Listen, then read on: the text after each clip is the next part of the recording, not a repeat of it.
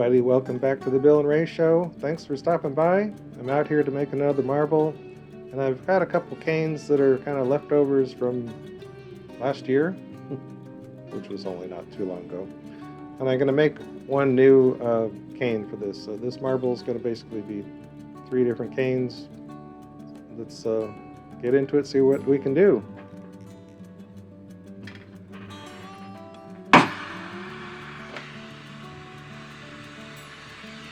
Okay, so I've got a 10 millimeter rod here, I think. It's going to be the base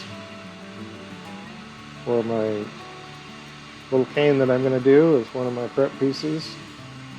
I've got some other color laid out.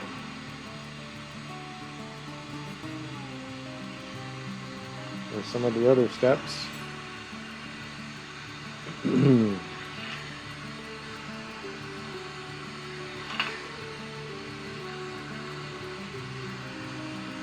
Been spending a little while this morning trying to get the shop warmed up. Hopefully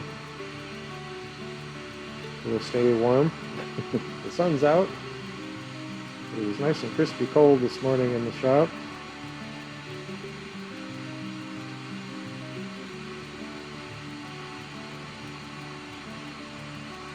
So I want to do a cane. I was going to look for a leftover cane for this as well, but I thought, well, I don't know. I'm just going to make a new one.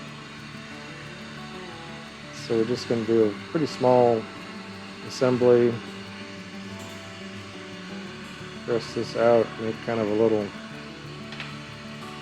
tablet.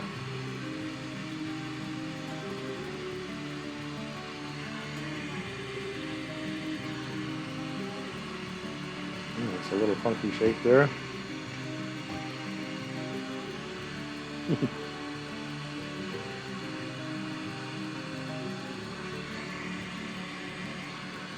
We'll get it under control here in a minute.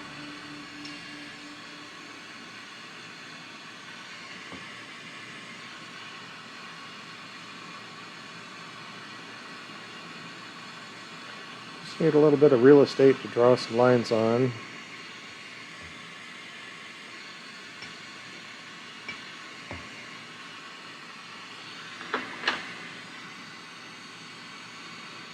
So, what do we got going on? We've got some experimental green.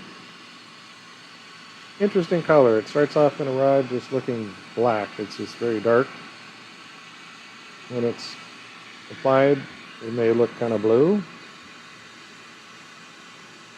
And then hopefully,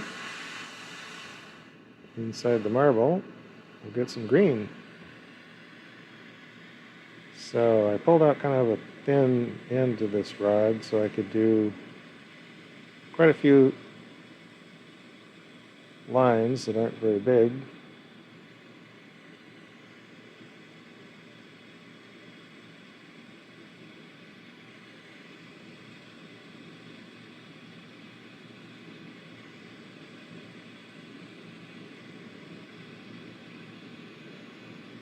Because a little bit of this goes a long way. And I've got some of this Neptunium glass that I've been kind of intrigued with.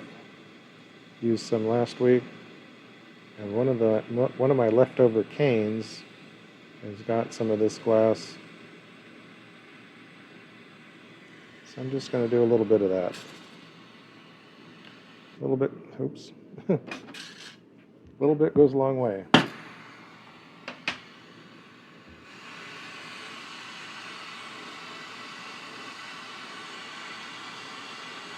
So I hope everyone is doing well today. Been pretty busy in the torch shop lately.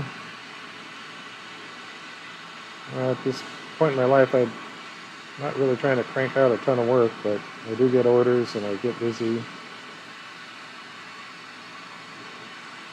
So surprisingly, I've been out here quite a bit lately. But next week, I'll be out of town. I'm going to visit my wife's mom, my mother-in-law, see how she's doing. So, won't be doing a video next week.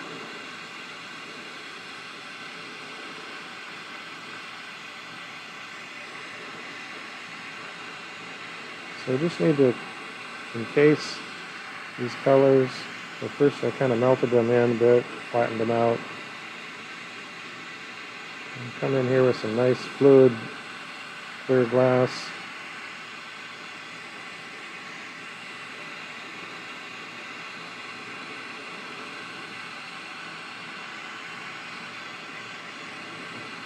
Make sure we're all encased.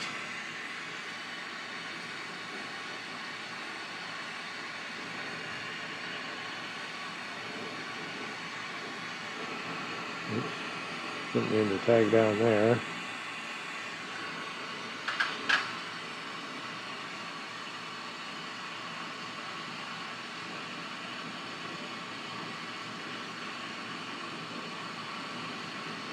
So I wind up doing a lot of little pieces like this that I'll use some of this in this marble. There'll probably be quite a bit left over.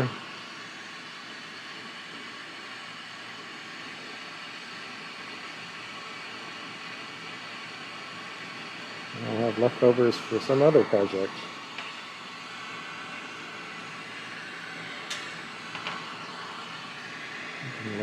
Didn't look very clean there, so rip off that end.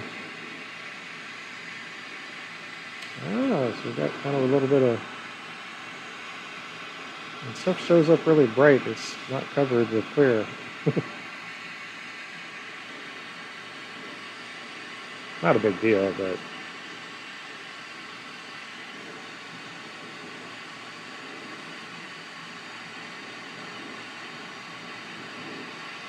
Kind of make just a very basic little twisted ribbon cane sort of a thing. So first step, get our color encased and get an initial twist going on.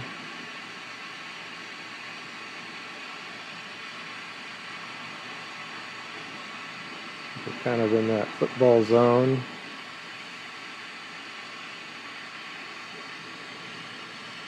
Cut off this end.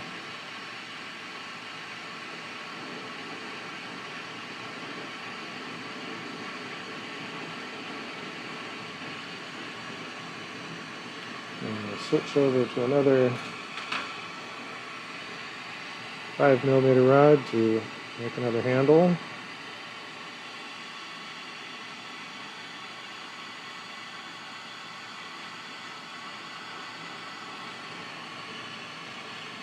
Okay, now twist and pull.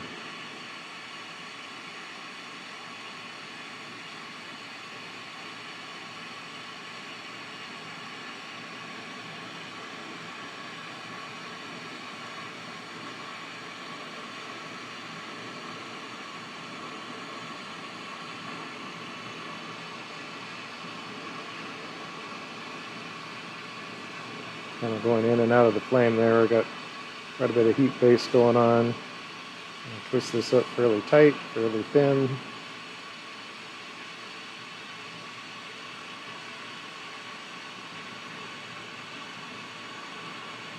And when I'm doing stuff like this, the right hand is twisting a little bit as well in the same direction, just very slowly. Left hand's twisting very fast. That's how I get a piece of little decorative cane.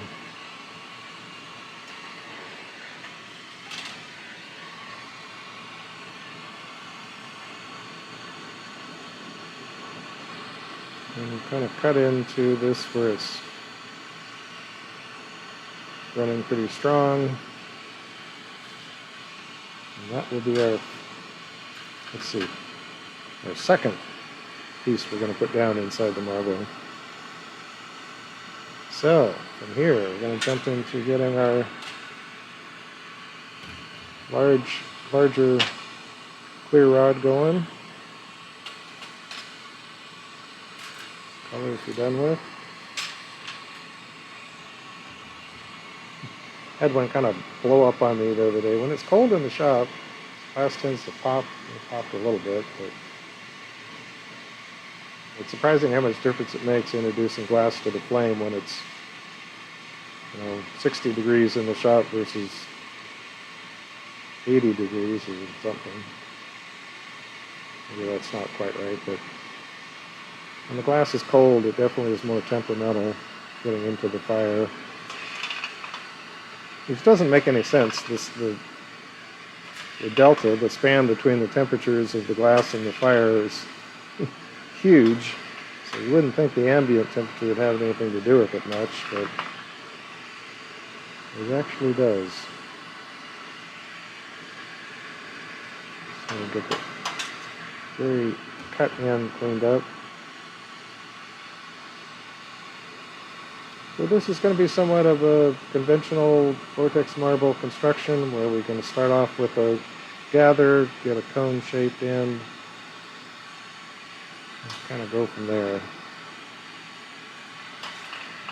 So once again, today's sponsor is Epicwater filters. We have the pitcher in our refrigerator at home. Enjoy drinking some cleaned up water. Rae has a soda stream, for carbonating your water, and she fills that soda stream water out of our filtered water. My daughter enjoys drinking that water. And we can make coffee and do things that make sure we have clean, pure water. It's not purified in the sense that it still has minerals in it and some of the good stuff.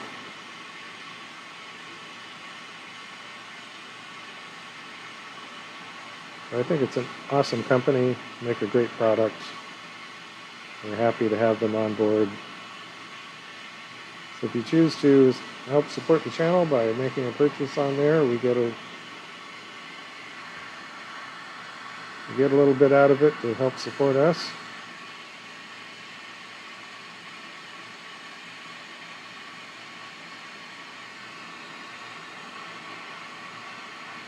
So I encourage you to check it out. In the description down below, there's a link to their site with our affiliate code built in.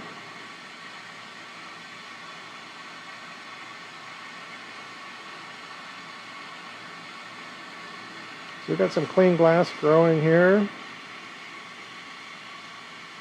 Getting the gather going with some nice clear.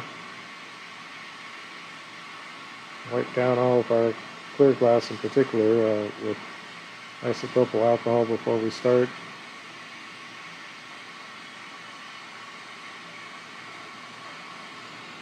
Okay, we'll come out of the fire and let this settle down for a moment.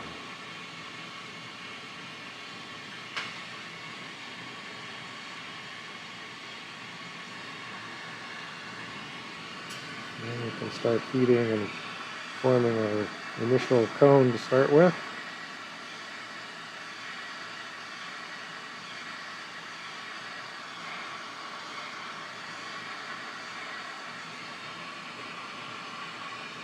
Use a bit of gravity to draw that out.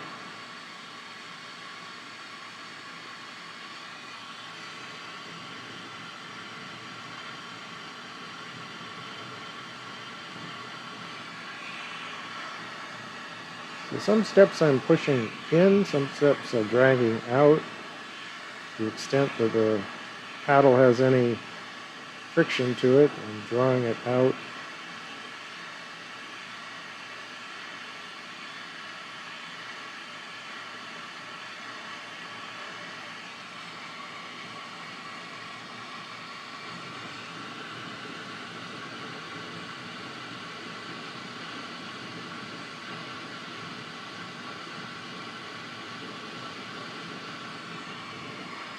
Okay, that's our starting point. Alright, the first element we're going to put down is a leftover from a while back. I didn't go back and try and see which marble this came out of. I assume it went into a marble sometime or another. This is just the Neptunium encased in a little spiral cane here. And we're going to put down some lines with this, starting at the tip. And we're just going to try and go straight.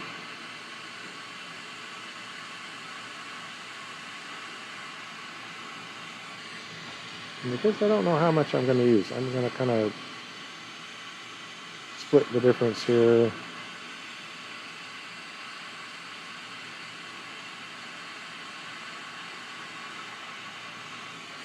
I have to use quite a bit of this, but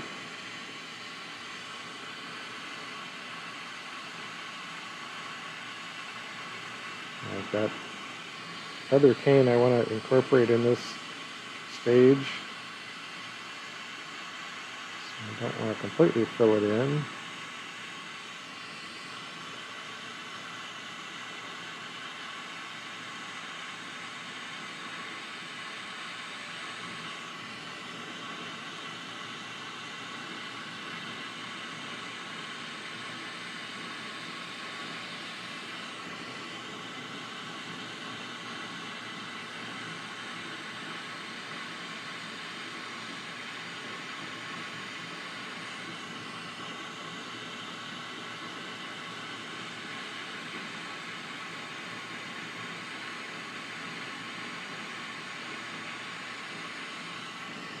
Well, I didn't use it all up by any means, but got some of it in there.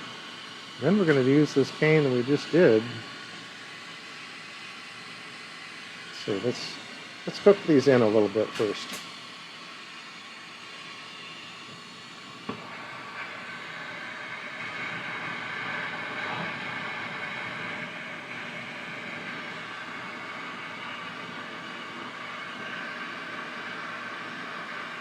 Kind of hit these high spots. Get those to settle in.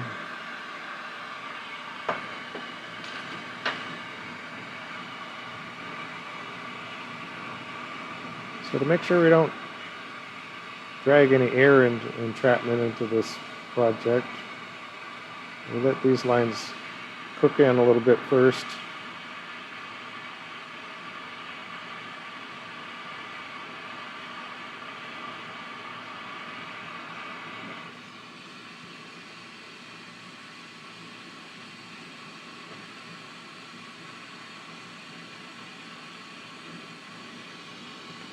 And we will do some,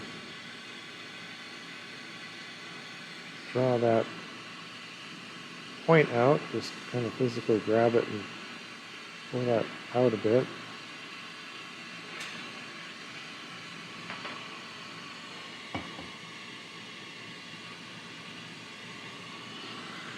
Just to do that down here where you can see it a little bit. Okay, now we've got our experimental green with a tad bit of Neptunium as well.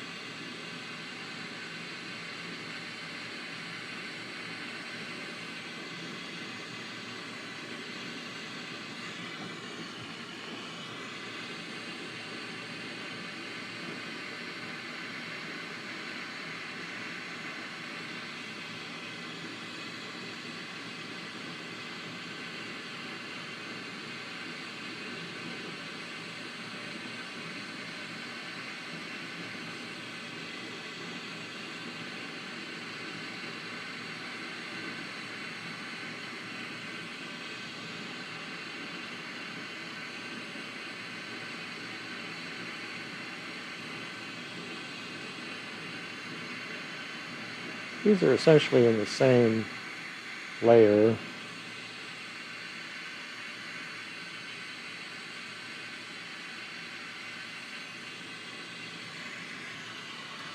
Okay, again, get these high spots knocked down.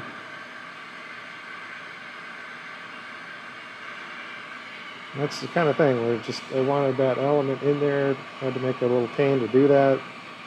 I got more than half of it probably left over. Use that in another project.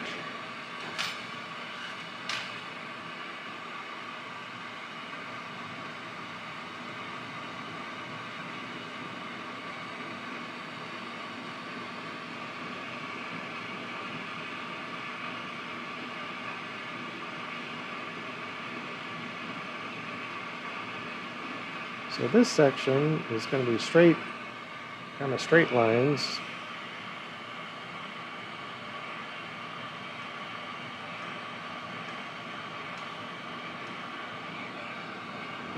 In this phase, we're going to actually be kind of encouraging this wide end, so I'm kind of pushing back up.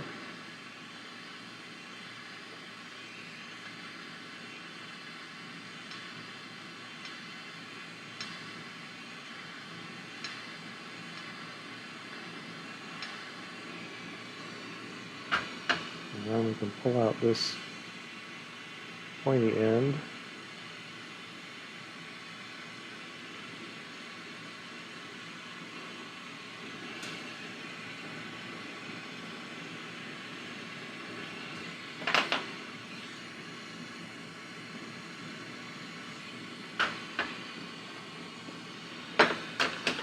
Alrighty.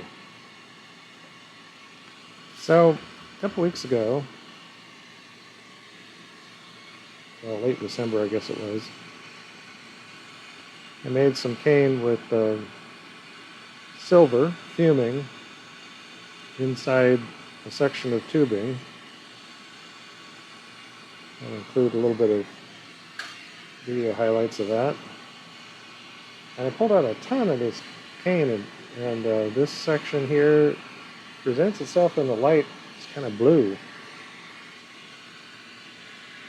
And what I want to do is to get a buildup of this stuff in the background, which is going to be more of a windy, organic look.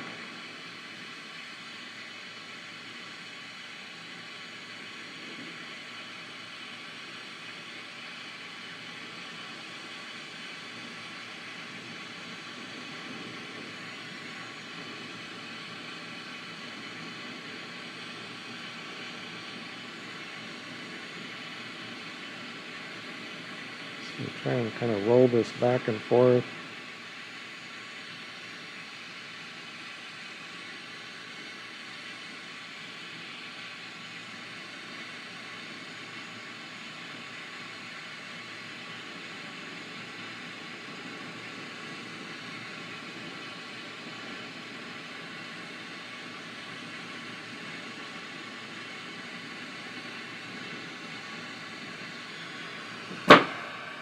Okay, I'm going to do this, I'm going to try and use this stuff up, but I'm going to do it in stages, so I'm going to melt this in.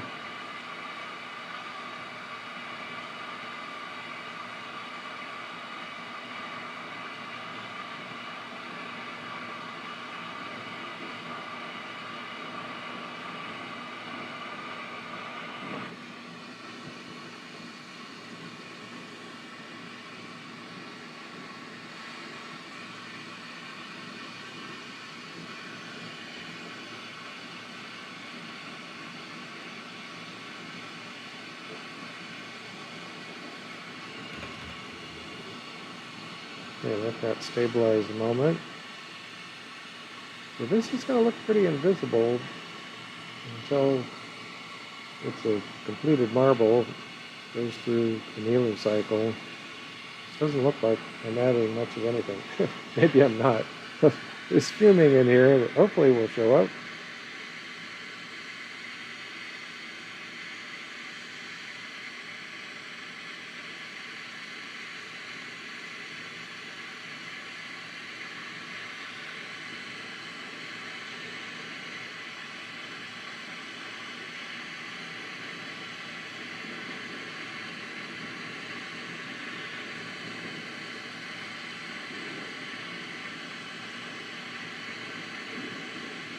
I've got some other cane I can add in here to make sure I've got something going on.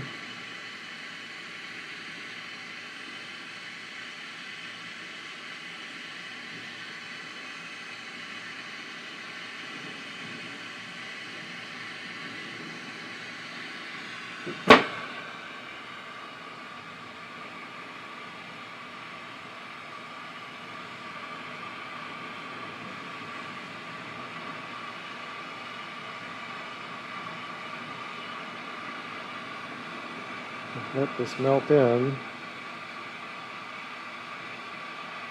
Again, we're just trying to avoid air bubbles trapped in here, so the easiest way to do that is to get it pretty well melted in before moving on. A little bit of time to set up.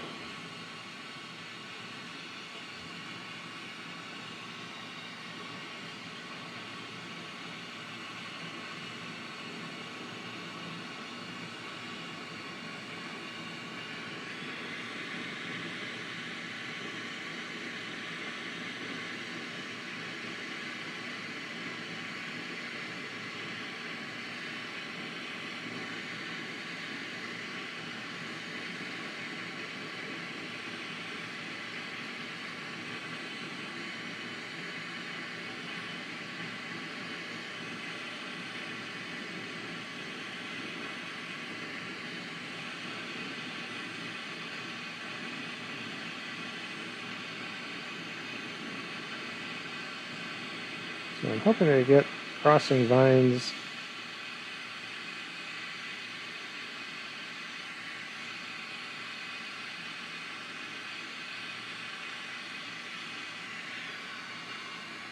kind of viney vibe in the background.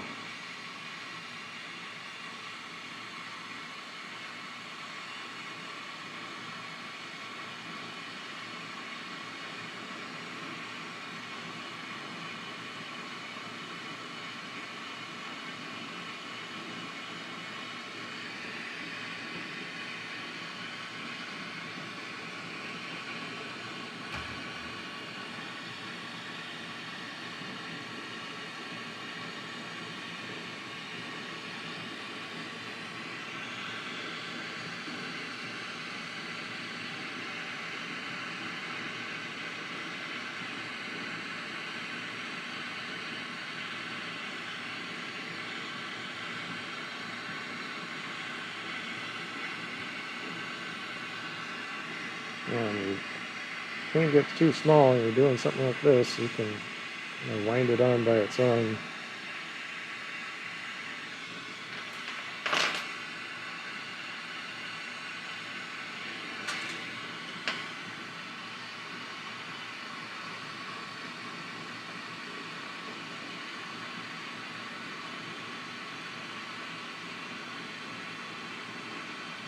Now that little bit started getting into a denser silver. So I didn't bring any over here, but I got another piece. Let me go grab another piece. Okay, I got another section here that's a little denser with the silver effects. So we'll just continue to wrap some more of this on here.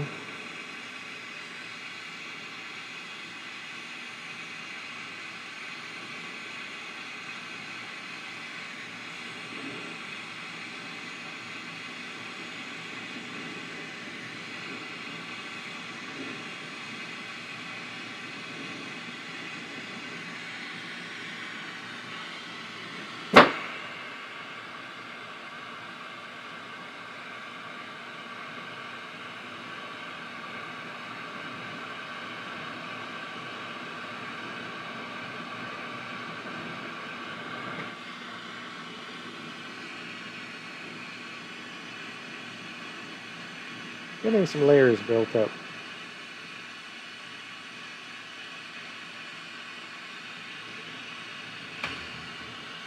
Let this settle down a moment.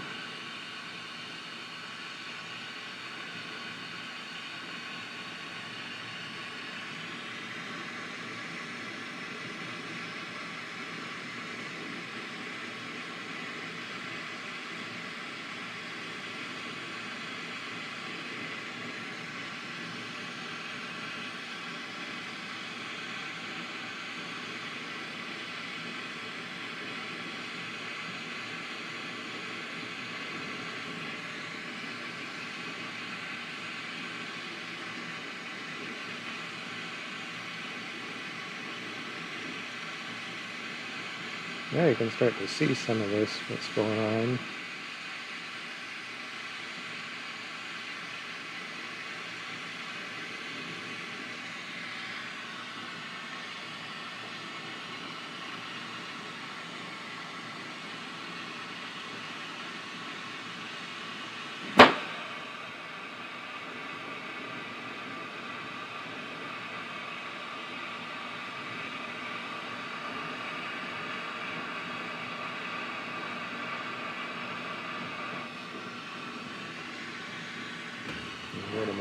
Wait a minute.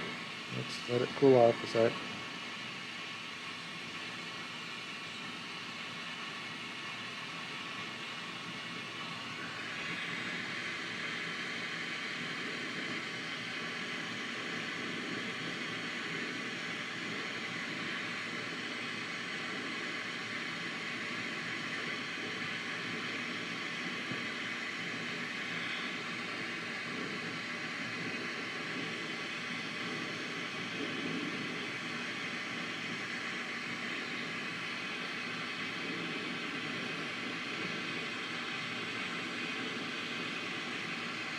So this is the concept for me of using leftovers. Add some different things, whatever you find in the refrigerator after the holidays, or the freezer. We don't want anything that's spoiled.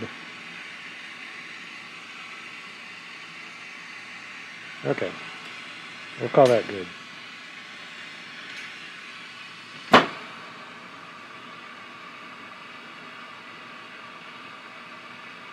So that was, a fair bit of glass added to it. This next phase, I'm going to shape this up. I might do this kind of in a two-stage setup like I've done before.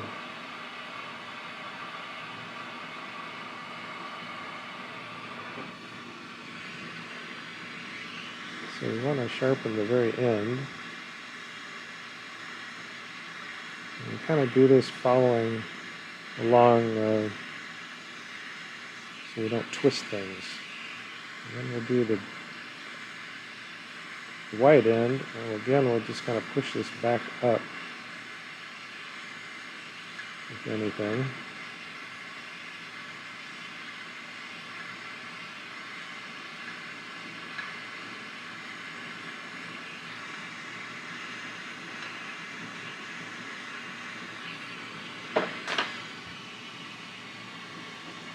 And that gives us kind of this two-phased, two different angles going on there. I guess we can also just kind of sharpen this end.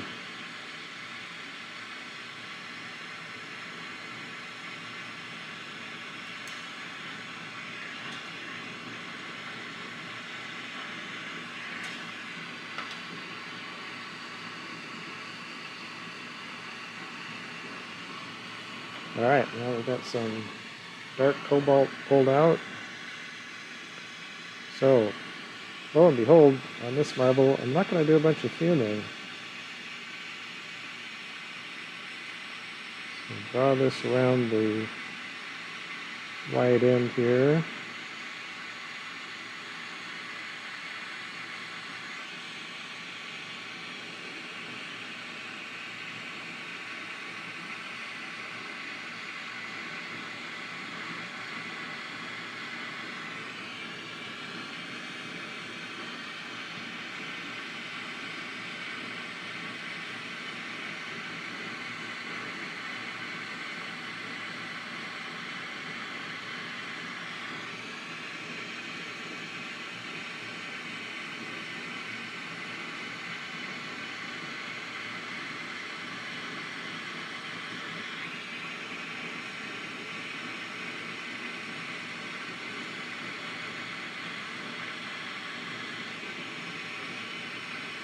So this is a fairly thick stringer that I'm using now.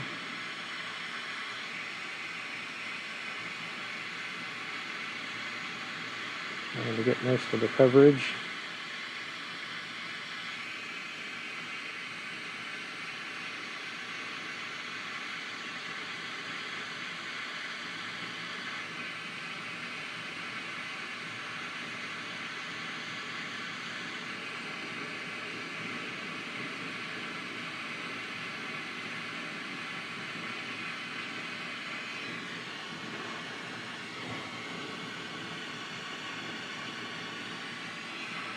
Okay, we'll come back to the beginning.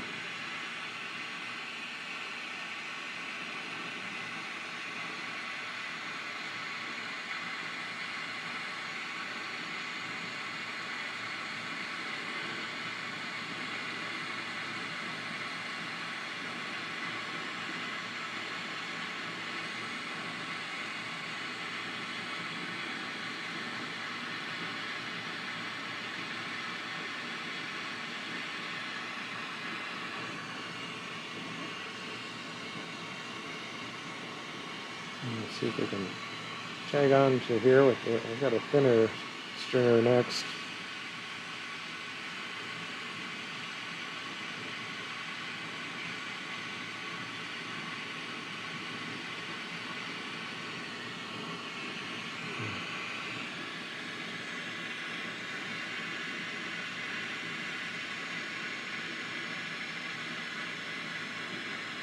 When we restart there, kind of back up a bit.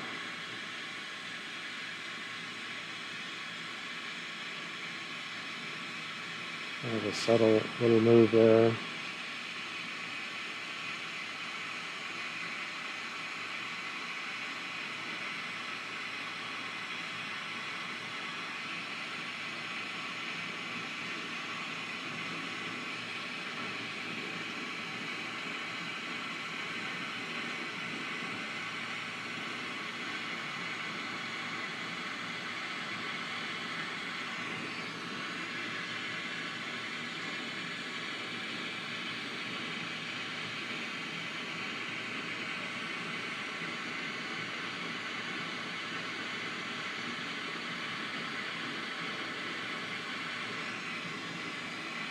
Little chaos there. Come back and try and find a few little spots that we need to fill in.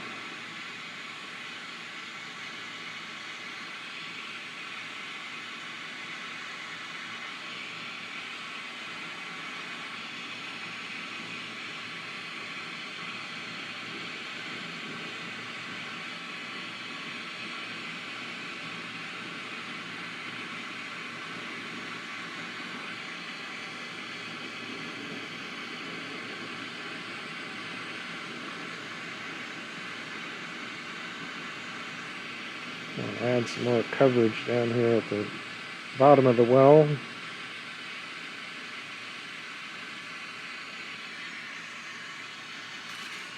I think we're pretty well covered.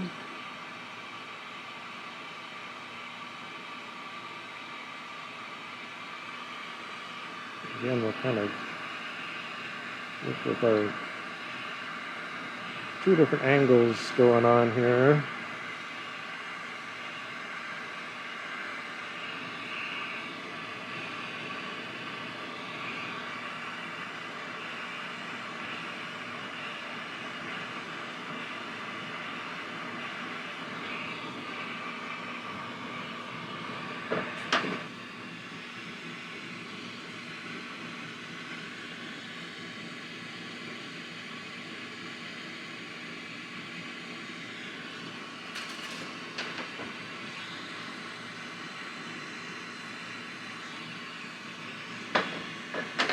All right. Well, I don't know. It's looking pretty good to me.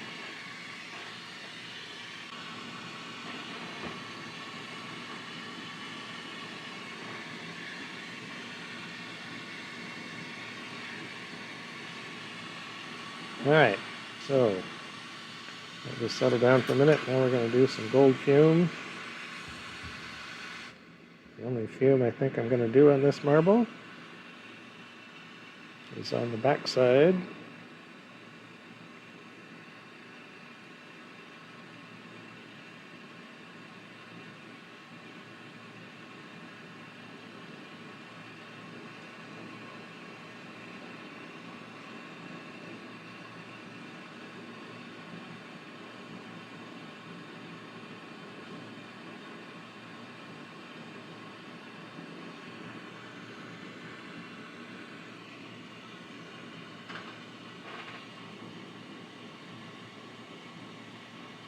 All right, and we're going to do the backside fill in.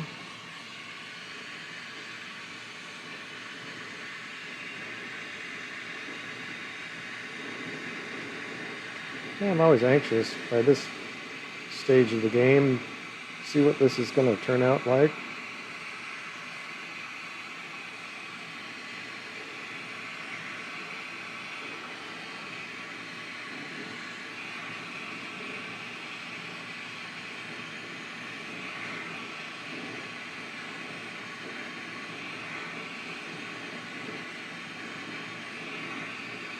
But I got the different components in there pretty much the way I had anticipated. These weekly marbles have been quite a process where I kind of try and not think about it, not stress about it early in the process. And I get to some point I think, I better figure out what I'm going to do this week. And I'll spend some time brainstorming here or there. Lay awake at night, whenever it is. And as it gets closer to the time I need to actually build something, I think, well, I've got to get this sorted out, got to get a game plan. And a lot of times I kind of come out here the morning of doing these marble projects, and I've just got a couple of very vague ideas. So then I start laying some pieces out. It's an interesting process to me to sort of get up to speed. I've got time, all the shop's warming up. Think about what I might do differently this time, what I might be able to kind of showcase. But it's also just, the process is pretty chill. The idea of coming out and doing some glass is the time to kind of just focus, hunker down, listen to some good ambient music, and just kind of see where it takes me.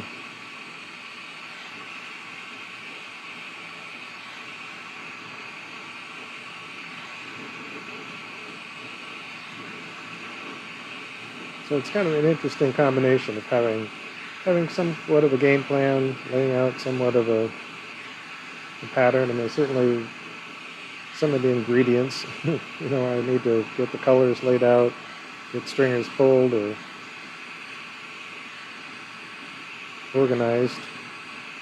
Try and lay out some of the glass in kind of a left to right progression, so I kind of keep on track with what the next phase is going to be.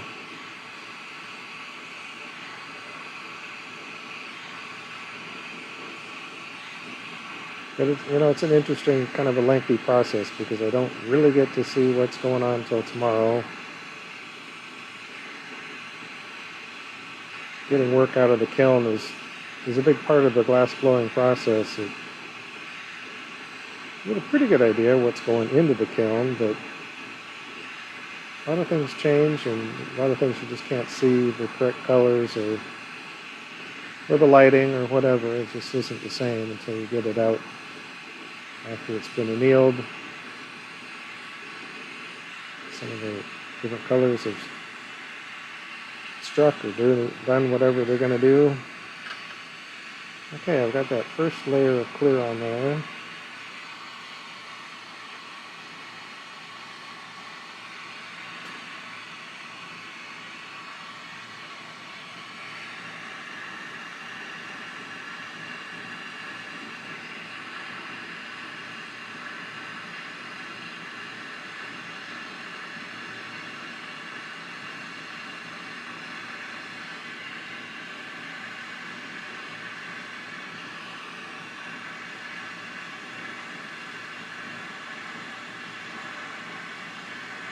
Okay, kind of pull that clear on that edge, pull it over to the center, come out to the pointy end, and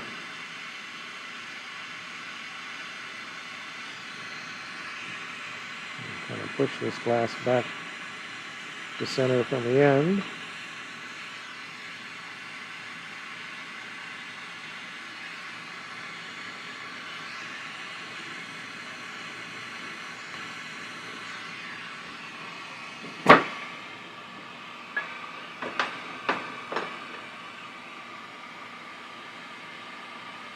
I managed to get a little off center. So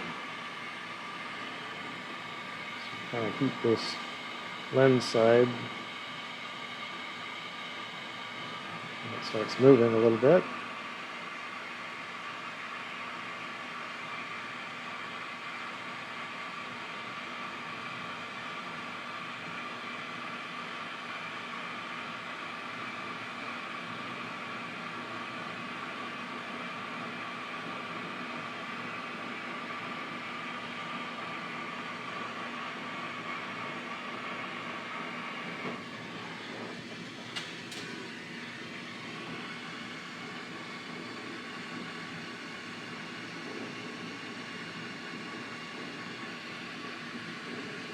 Okay, now we want to fill in. We want a good bit of glass out here on this pointy end that helps constrict that vortex depth kind of a feature.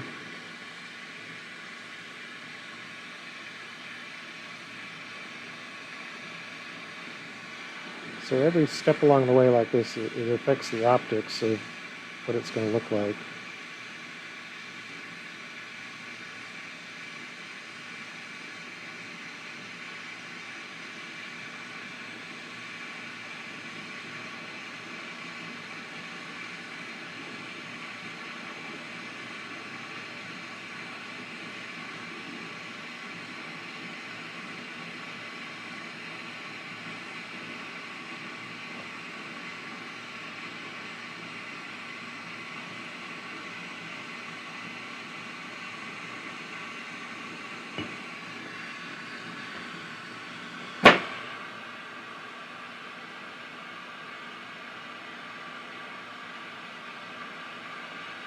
There's several stages of transformation,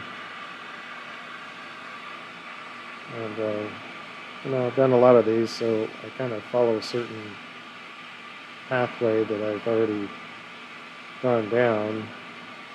But each one, I also have these moments where I'm like, am I doing this right? There's definitely an element of process in every one of these marbles that affects the outcome. So in one sense, I can kind of get into the zone of doing glass work and lose sight of where I'm at in the process and what I should be doing.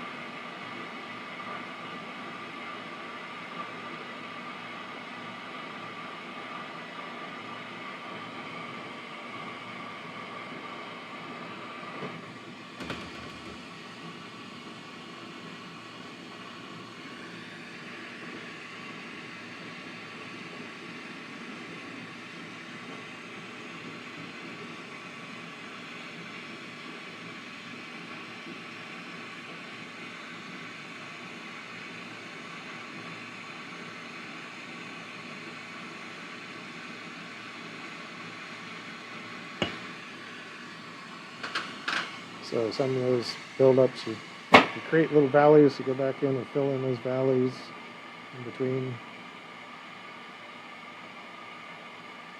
I don't know if I'm saying that right. You lay down glass, you build up kind of ridges, then you come back in and fill in the valleys. Does that make more sense?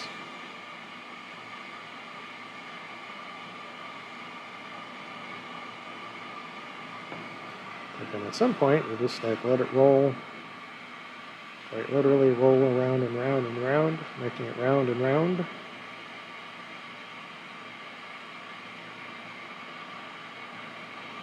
And I usually don't, but you know, if you get to where you just want to hurry up, smooth things out, no shame in using a marble mold.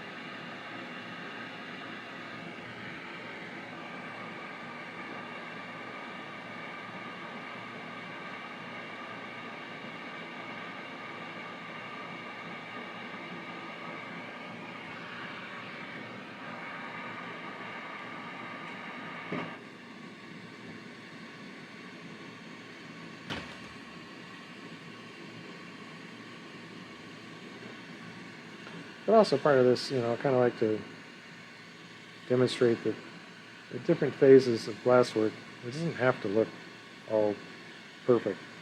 Don't over stress or emphasize making things look just perfect along the way. It can be wonky. There's very little bearing on what happens towards the end of the process.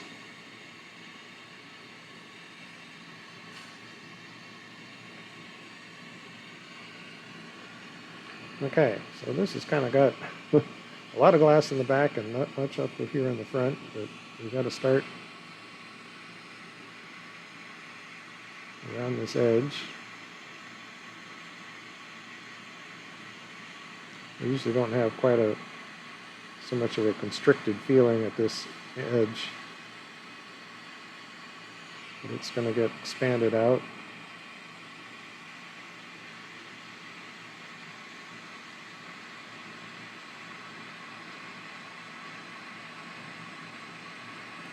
So this is Silver Strike 5.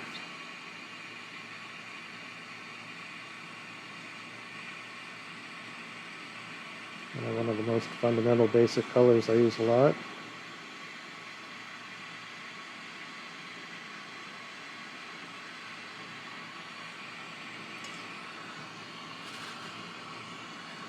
Yeah, it's kind of crazy. Right in here is where I stitched two pieces together, but it chose to come apart in a completely different place.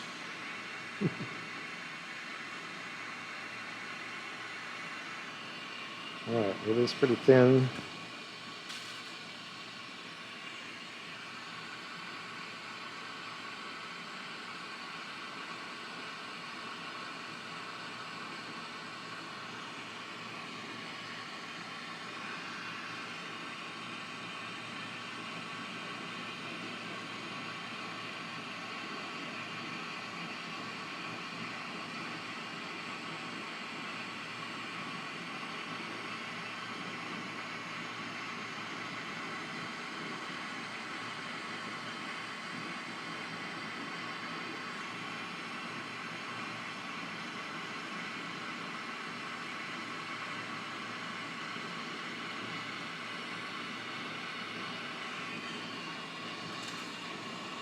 Okay, bump this up a little bit.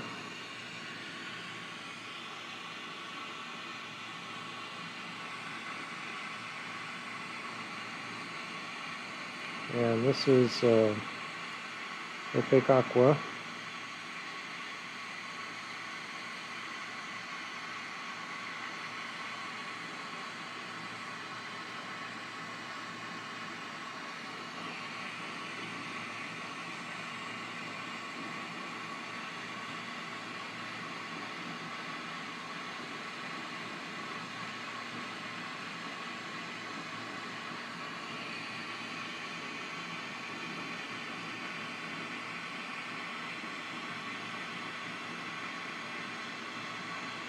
And the gold fume underneath is really pretty. Not sure how much will show up, but hopefully it'll affect this next color that I'm going to put down and make it more intriguing.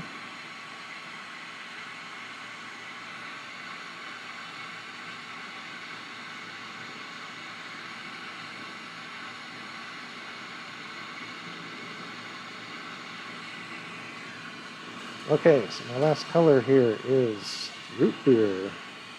Root beer is a weird color. Generally strikes to kind of an inconsistent variety of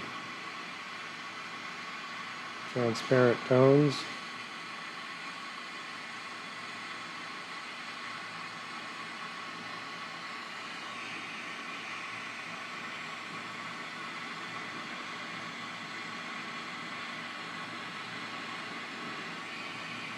So it might look root beer in the rod, manufactured rod, but the results you get out of it is a little more prone to flame chemistry and striking and all those kind of variables. This gives an interesting result.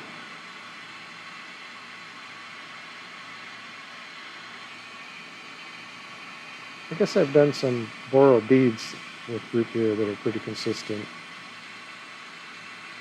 It's kind of a faster application that is a bit more repetitive, quick steps.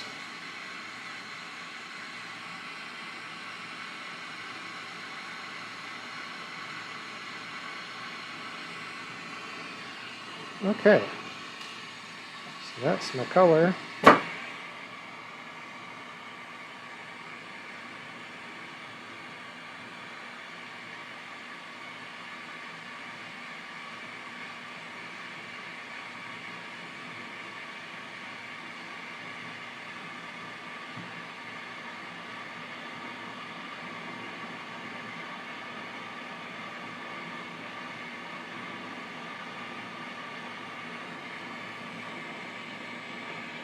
In this stage, we want these colors to all get melted down nice and flat.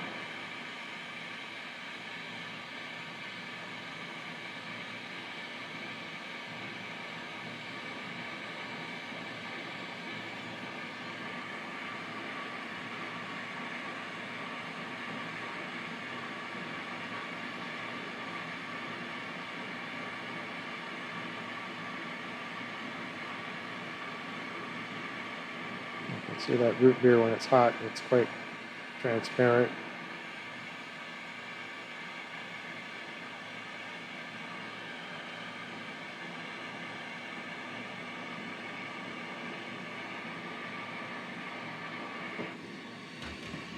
Alrighty, now we got to get this cooled off so it doesn't flop around while we do the raking.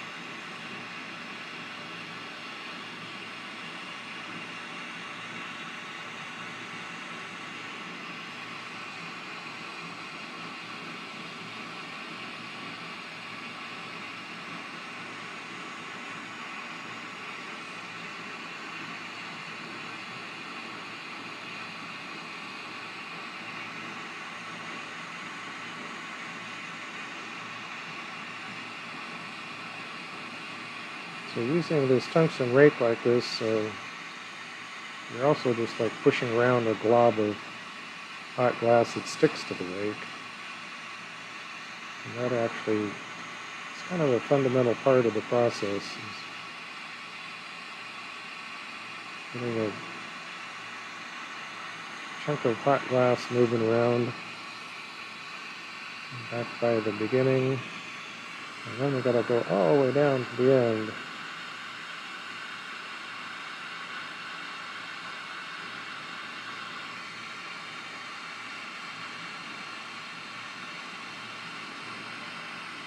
back up and kind of try and engage some of that swirled glass at the wide end.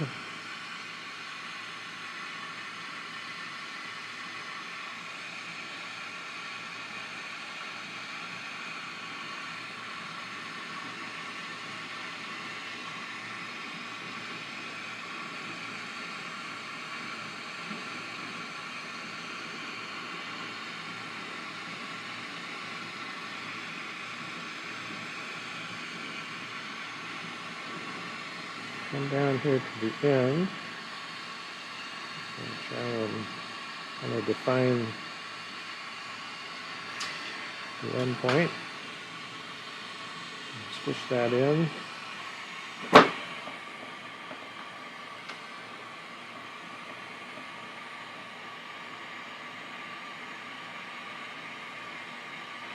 We went a little off axis, that's totally normal.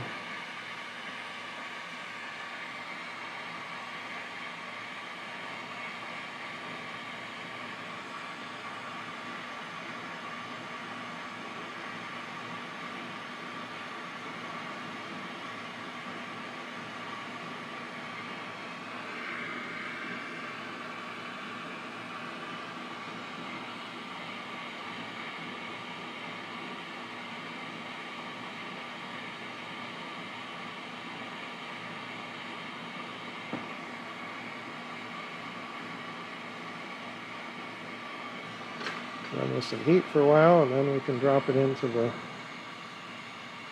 mold to kind of smooth it up.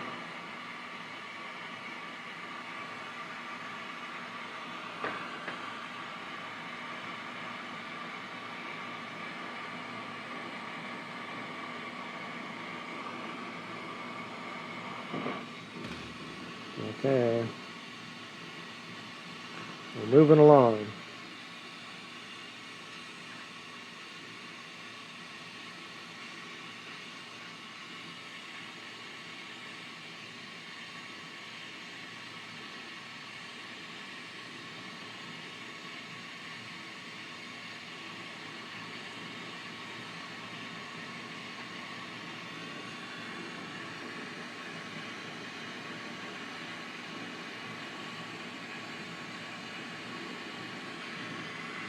Get a puntee on the end here.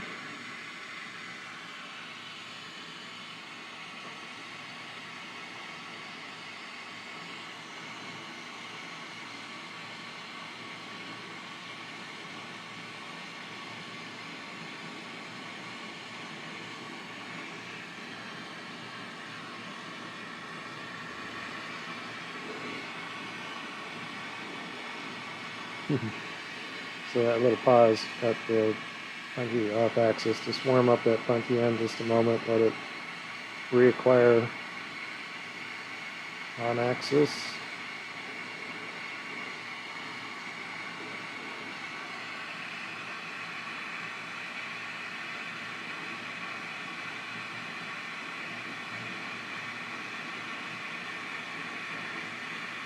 Now this is a real transformation, because I want this lens side to be virtually as big as the other colored side. Right now that seems unlikely, but we'll get there.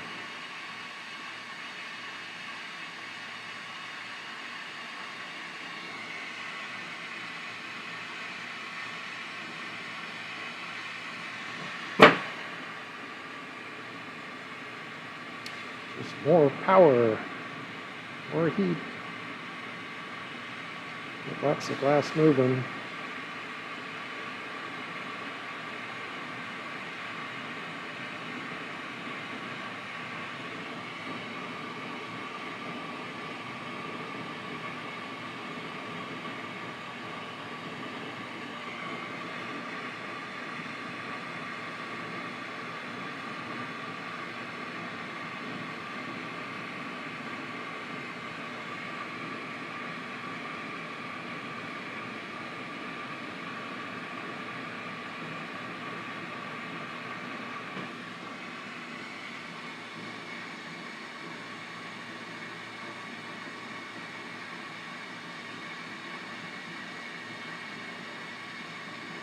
keep slowly expanding that rim circumference.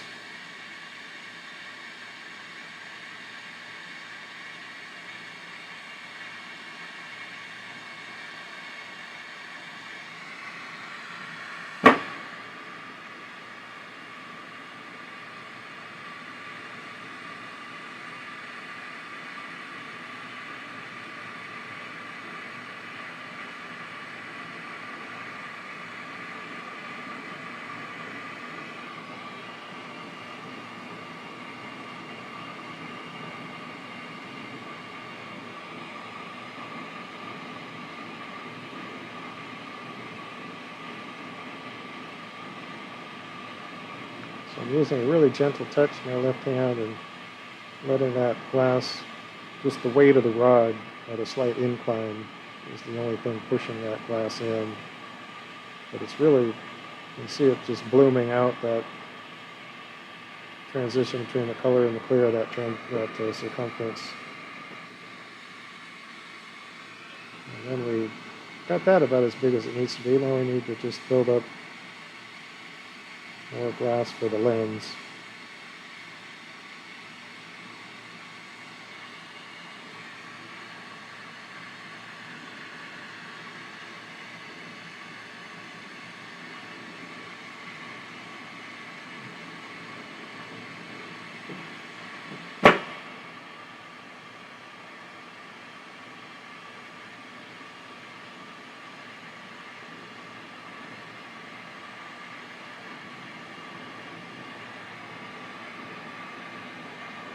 You can see that gold fume on the backside glittering up through the root beer. Now some of that root beer is going to go pretty opaque, so it remains to be seen how much you really notice that gold fume on the backside, but any little glints you get is just kind of extra bonus, kind of that secret sauce.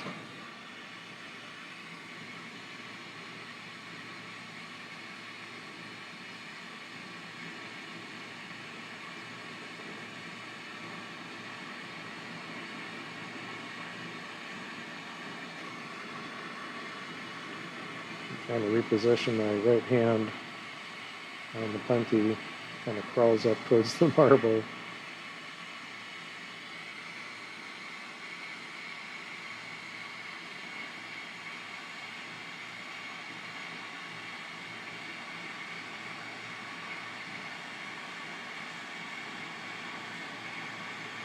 Okay, we've condensed in quite a bit of glass here. Go out to our cutoff wheel.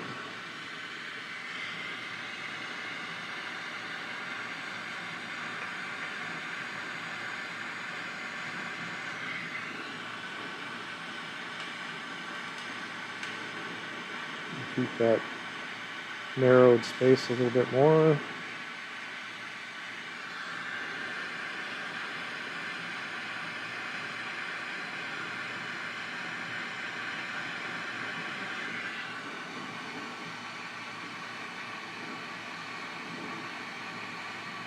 And pull that connection point out just a bit.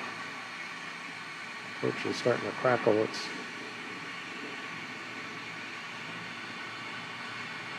on the edge there. Yeah, that's all the glass we need. Now we need to skim it off.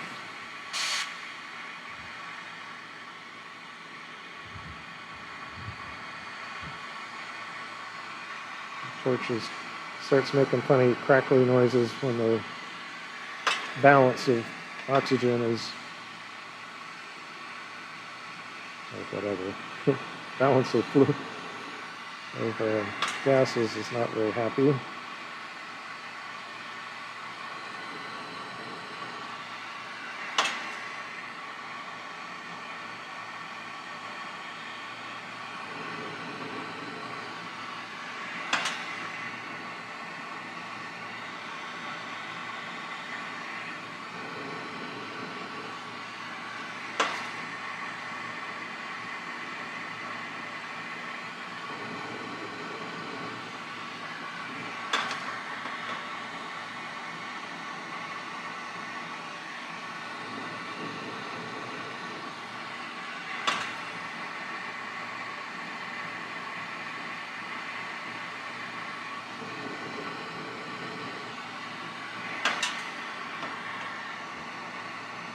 It smells some nice wood smoke. I bet Ray's getting her shop warmed up.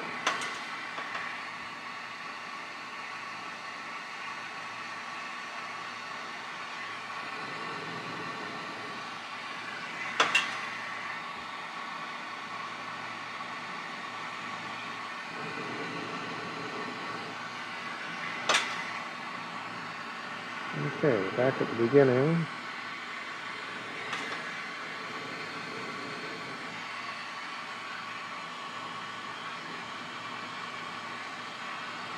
I still want to skim off some of this clear out at the end.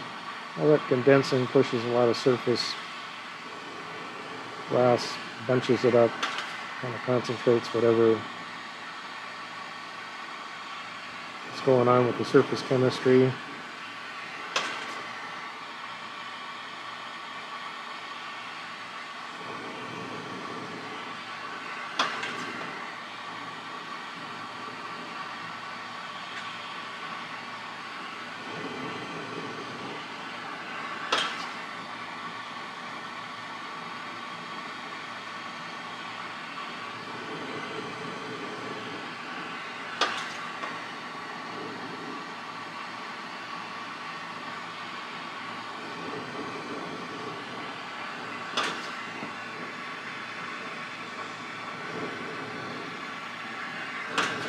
Okay, reposition a little bit here.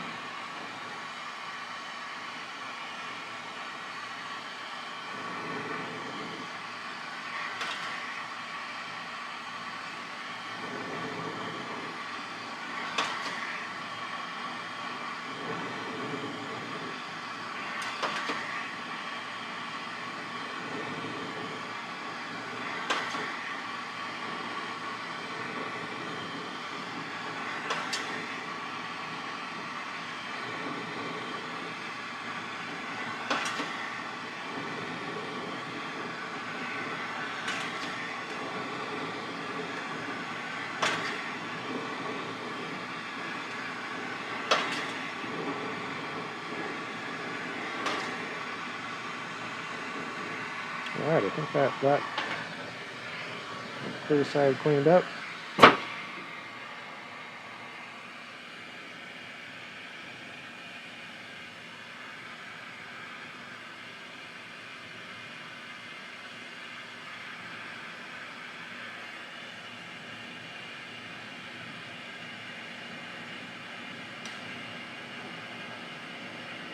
While we have control with the punchy, we can just rotate real slowly. It's not wobbling around.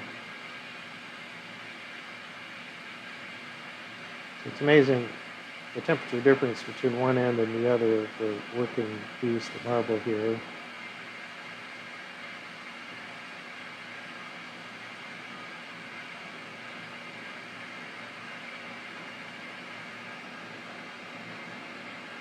It's quite the delta of temperatures.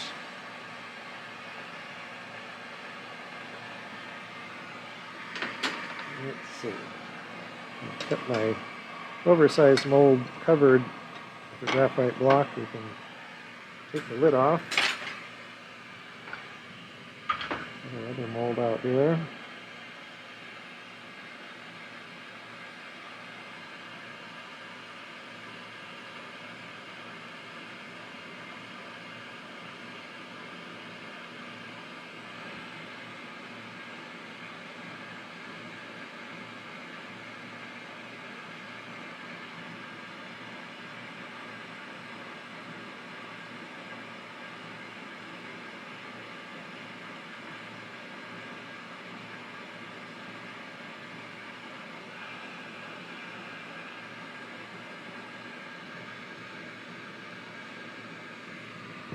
Use the elm over here to kind of keep some control over the diameter.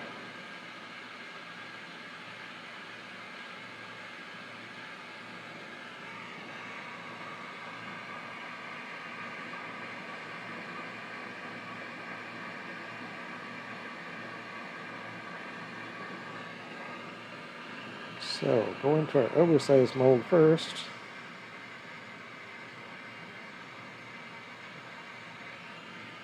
Give it kind of a squish.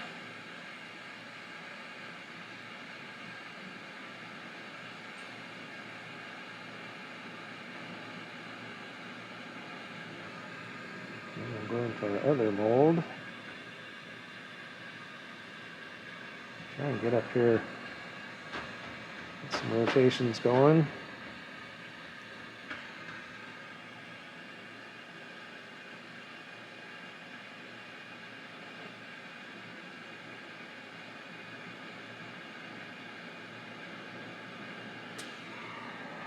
And just those steps have kind of roughed out the lens side.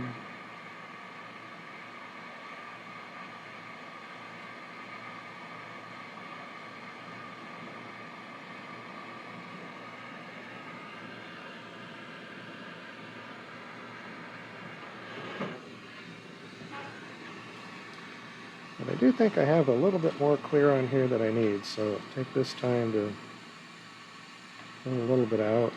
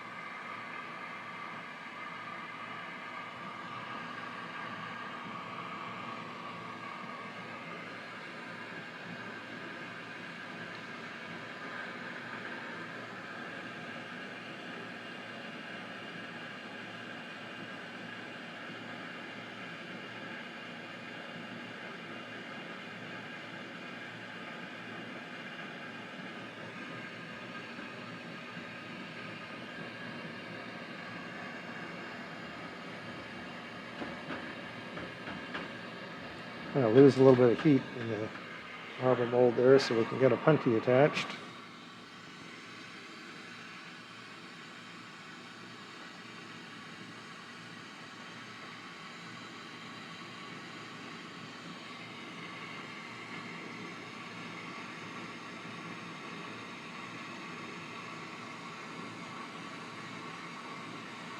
Now as we cut off this punty on the bottom end, I'm going to go vertical and let that kind of hang there. I'm stressing the next punty too much.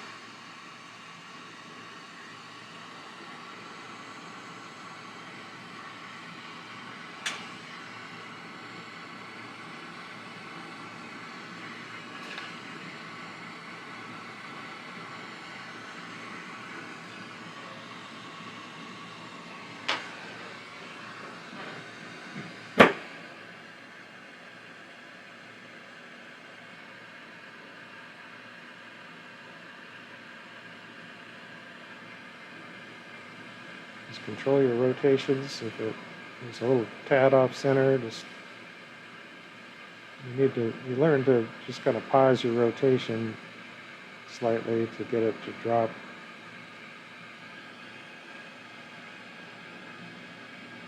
Get it to adjust the axis.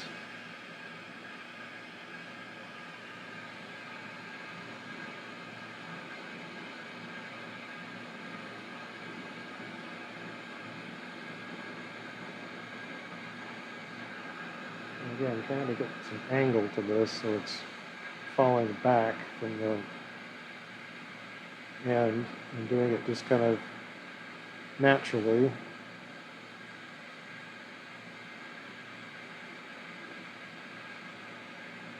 I think the more you can just allow heat and gravity to do its thing, the better off your end product's going to be rather than trying to force it into shape. Because you've got a real three-dimensional piece of art here that you're trying to transform. And ideally, build up enough heat into the interior to it proportionally all moves together.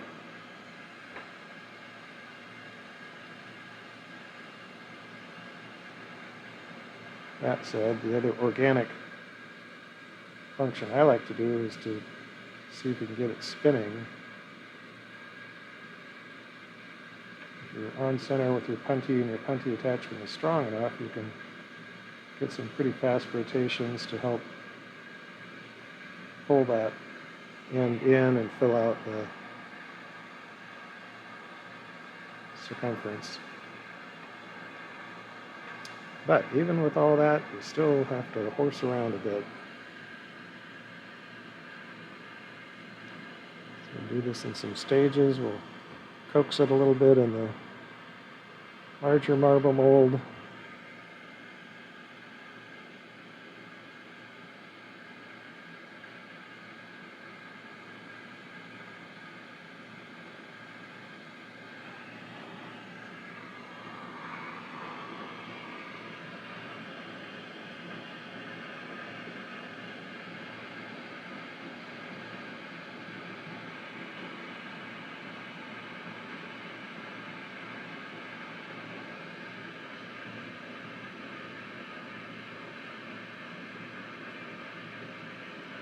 Fast rotation.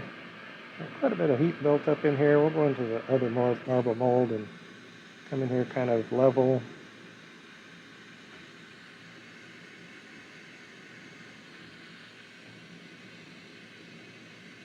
Give it some pressure and kind of squeeze it in there. And left that end to kind of stick out. So I still want to give it as much of a chance as it can to organically transform.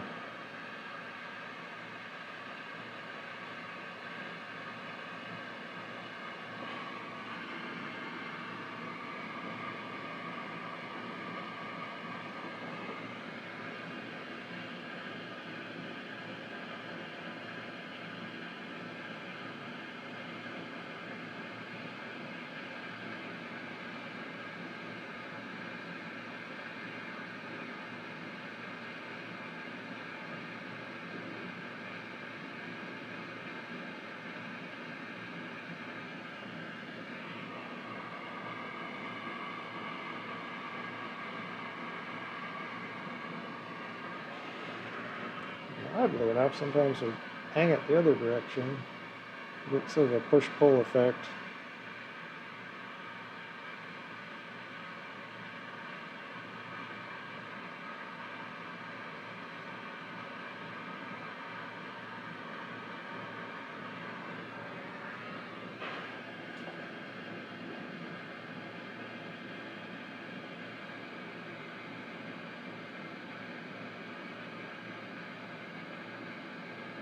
Okay, the marble mold gently, we're going to come all the way up and push in.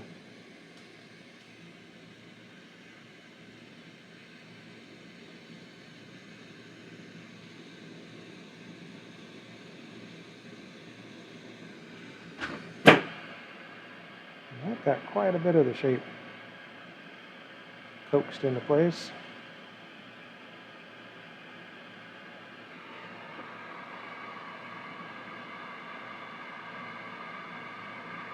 When you think about the shape of this colored section, what it was when I first started building up the clear lens, it was all constricted down to a little itty-bitty space.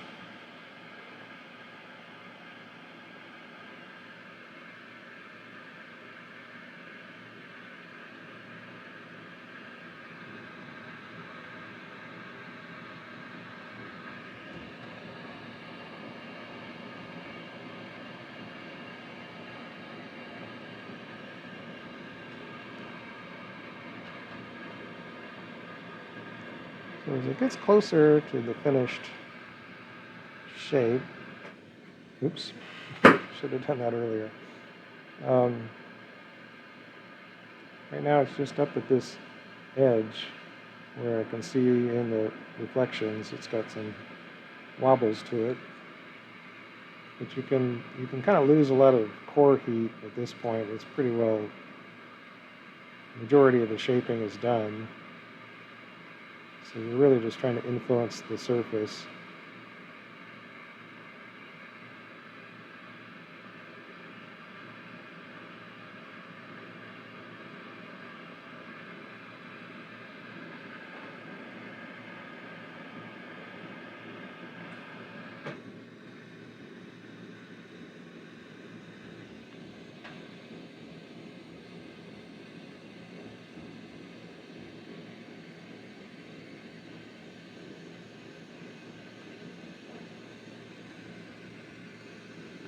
A good depth.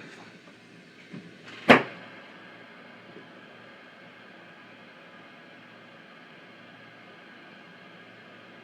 this pass I'll go for some slow rotation, some good heat.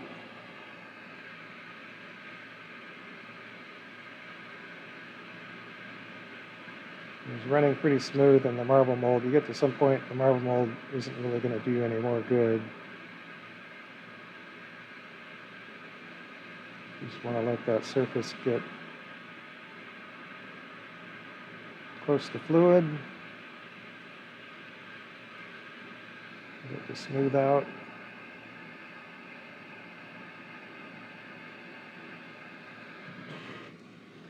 And we're going to get out of the heat and let this settle down for a minute. Well, anybody that's still here hanging out, I'm deeply grateful to people watching these videos. Be sure to throw down a like and a comment if you would like to. Don't get very many comments on these videos. Could definitely use more.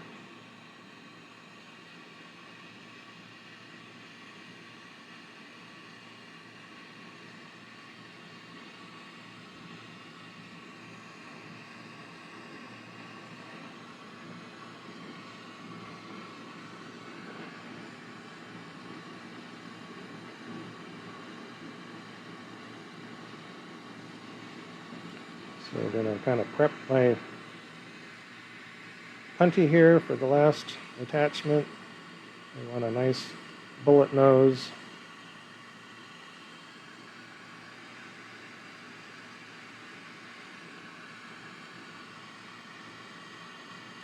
A blunt rounded end, but fairly small.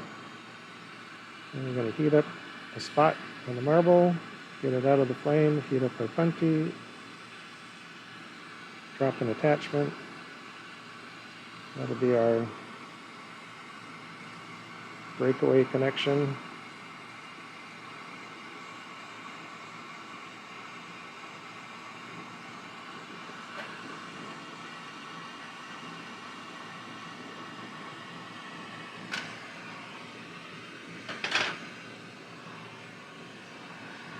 Be very careful not to bump it at this point.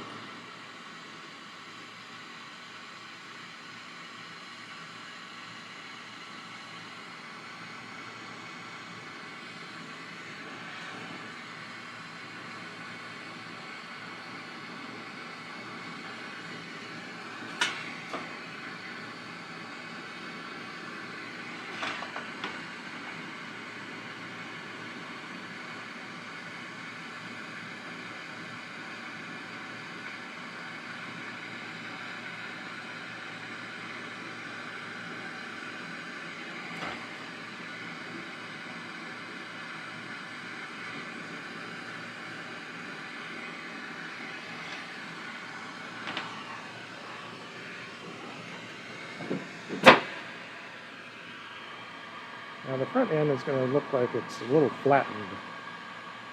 So again, we're going to use some heat and gravity, just going to throw it face front into the fire. Let's see a couple little specks I need to get rid of.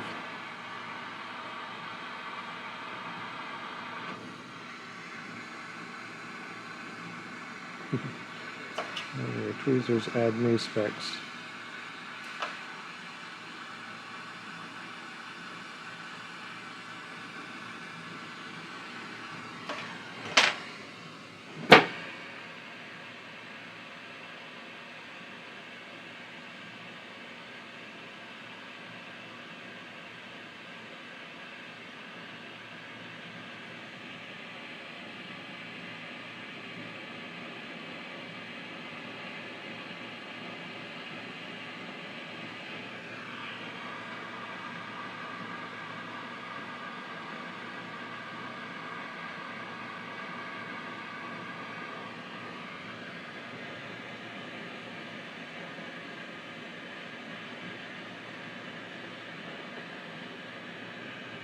Okay, so we get that clear, pretty soft.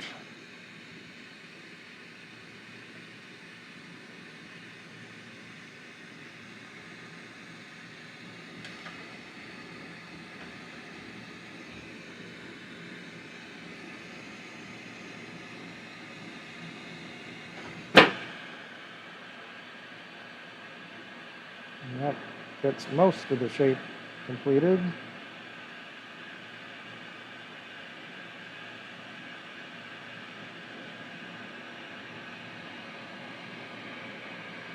I'm trying to do one more run like that.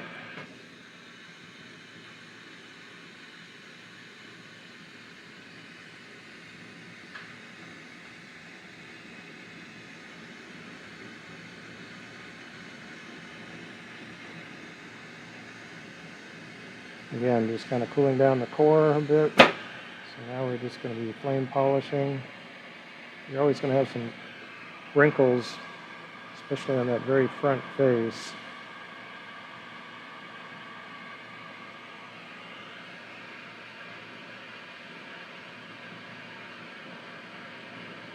And if you go back into the marble mold, you're just going to make new wrinkles. So the idea at this point is to just use the heat and rotation.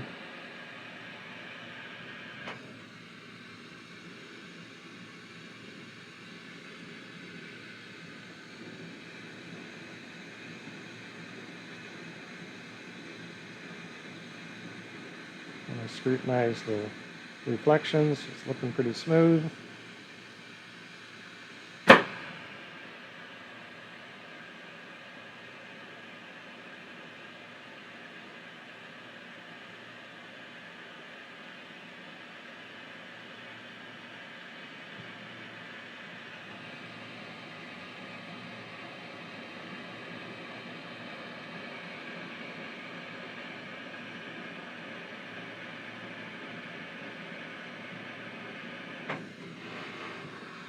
Get that lens good and hot. And just some steady, slow rotation. And I think we're pretty good.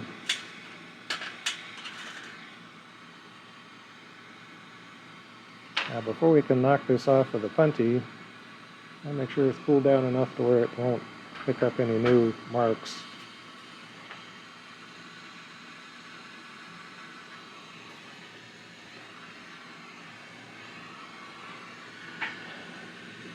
Okie dokie.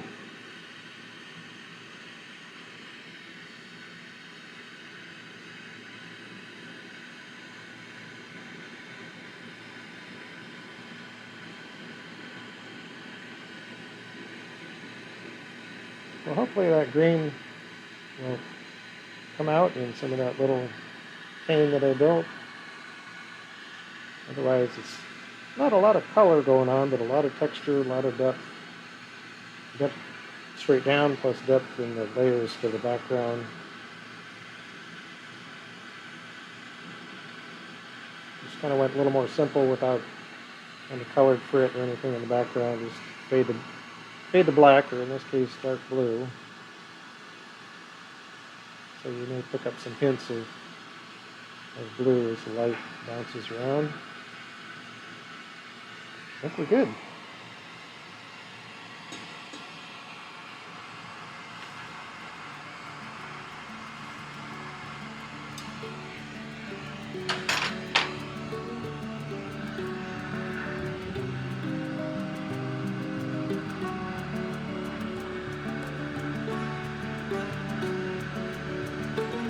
Give it a minute here in the flame to polish out that mark on the back.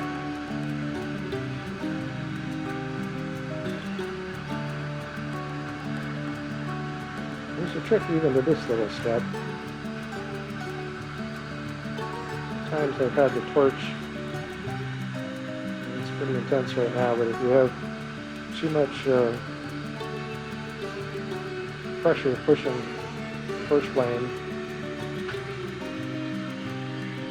you can actually get it to make a little wave in the glass where it'll just heat it up and like just push it with the force of the flame. So you want to avoid that. good to put it in the kiln. We're all set. Thank you guys so much for hanging out. We wish you the very best. Take care of yourselves. Take care of those around you. Be kind. And enjoy life. And we'll catch you on another episode down the road another day. Take care.